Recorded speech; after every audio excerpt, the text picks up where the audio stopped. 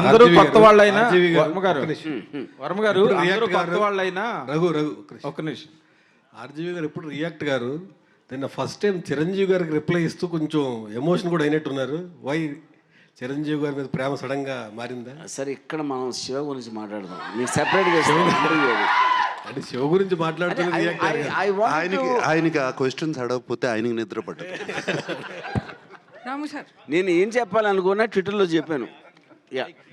రాము sir రాము గారు hello, ఇక్కడ hello sir, ఇందాక చేజింగ్ సీన్స్ గురించి మాట్లాడారు కదా.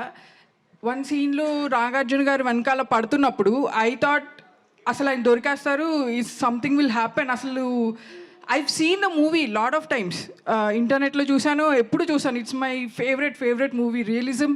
రియలిజం పుట్టింది తెలుగులో శివ అని అనుకుంటాను నేను. అలా ఉన్నప్పుడు I thought something will happen to the baby or to him.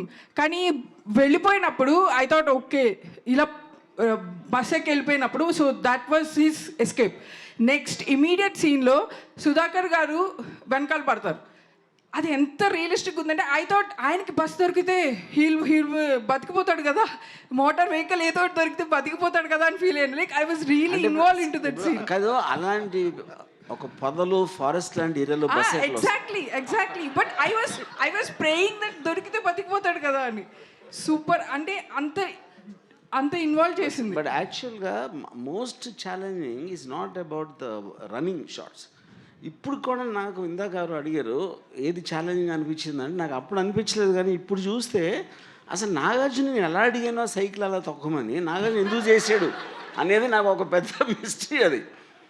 Because Nagarjuna ఈ might know how to ride a cycle, but stunts like holding another jeep or ర్యాండమ్గా ట్రాఫిక్లో ఇటువంటి పైగా ఆ పాపను పెట్టుకుని that no not at all. See, one, you're riding the cycle. Then on top of that, the unpredictability of exactly physics. ఇంకో జీపుని పట్టుకుంటే ఏ pressure ఎక్కడ పడుతుందో ఎలా తెలుస్తుంది అసలు ఎవరికైనా, యూనో. దానికి తోడు యాక్టింగ్ కూడా చేయాలి మళ్ళీ. సార్